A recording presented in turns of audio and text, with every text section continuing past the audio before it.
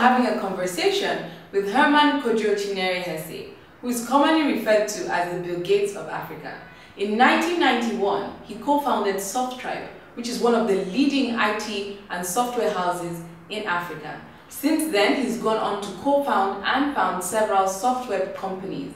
Today, we're going to have several conversations with him, but primarily we're going to find out about his journey and some of the biggest challenges he faced in getting to where he is today. So thank you once again and welcome to the conversation. Thank you once again for being with us today. Thank you. We all know that STEM industries, so technology is definitely a way to go, a big way to go. Yeah. And so the question is, how do we encourage more students, young people to go into technology, into STEM industries, particularly, let's say, ICT? Okay, I argue that technology doesn't have to be, to enable an economy in our part of the world through technology, does not necessarily mean people going into technology directly. I will give you an example. Okay. When I sit in my office these days, I don't do any software. I sit with, last week I was sitting in my office, my Trinidadian friend, Sarah Jane, walked in. Herman, I'm in Ghana, to live here, and I'm broke, I don't have any money. You have to hook me up, I need a job. And I said, oh, what job? And she sat there, and somebody had brought in from the village.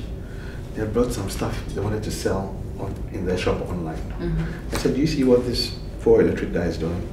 You are sitting around, we go out for drinks every day. What can you do? In terms of what? I said, you need to put something online and sell it. That's how you make money.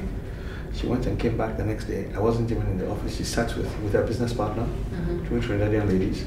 They sat in there and set up a Trinidadian restaurant. They've organized themselves. They're going to be able to order lunch, roti, and so on for lunch. And they worked it out. $10 per plate, full set for lunch. 100 a day, 100 sold a day across a population of 5 million people. All they need to do is to sell 100 dishes a day, lunch, dinner, maybe 50 lunch, 50 dinner, to be delivered to people's houses through our website. In their minds, $1,000 a day, 500 to make the food, 500 hire their friend, 250 daily. It's as good as any salary in Africa. So therefore, ICT definitely is an enabler to start businesses. And it shouldn't be seen that you have to be a programmer to be participating in ICT. ICT is an enabler for everything, every other business. We don't have time. I would have told you of other things. We're doing insurance, for example, where we're working with a company where you can insure your car just driving down the road. You buy insurance, you scratch, put your car number, you get a policy number back. On the public sector, we just put in place a very, very sexy system. We can't measure output of our government installations. We've done a deal with a government agency that's tasked to monitor performance of government for government's own information. Teachers not coming to school, clinics in the villages not opening because they don't feel like it, and so on. We basically had a deal where they asked us to come up with a solution. We sat with them in the community and came up with what their promise was, mutually. We took their promise, we laminated it, maybe 20 items. Now, when you go to the hospital, and they said it will be open every day at least for an hour. If you said that the whole day and doesn't open, when you go outside, that commitment is laminated on the wall. But on every line, we commit to be open for at least an hour a day. Code 1252. On the top it's written, please text the appropriate code to this number if you feel it has been violated. You grab your phone from the village, you send 1252, comes to our server. Is it a free text? Free text here because we did a deal with the receiving side. Okay. So that we pay on that side. That is an amazing tool. I'd like to actually hear more about So it seems like there's a huge role for mobile technology in revolutionizing things. I've heard so many things, from security to holding the government accountable to doing insurance. And you're working on all these. It's interesting. I feel like we need about 20 more. Oh, wow. Yeah, the solutions, I believe, will come from Africans who live in Africa. So I'd like to end with a final question, which is to a lot of budding entrepreneurs out there who are looking at you thinking, wow, that guy is called the Bill Gates of Africa.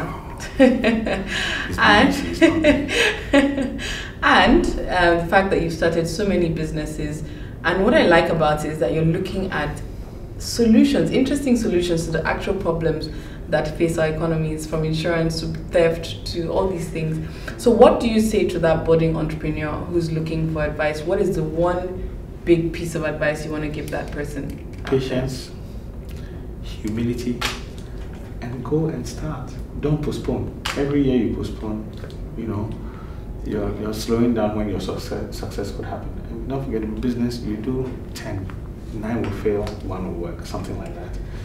So you start now. Start small, tinker around with it, be honest, and make your network work for you. Don't be in a hurry. In certain countries, it can work. In countries like mine, and I believe in most of Africa, the fast moves, they don't achieve anything. You crash after a couple of years. It has to be stable, it has to be proper, it has to be a long term. When I went to Ghana, I was ready to wait 20 years. Wow. Oh yes, but there was no other way. If I didn't wait 20 years, I'd have 3 fly-by-night businesses and a bad name.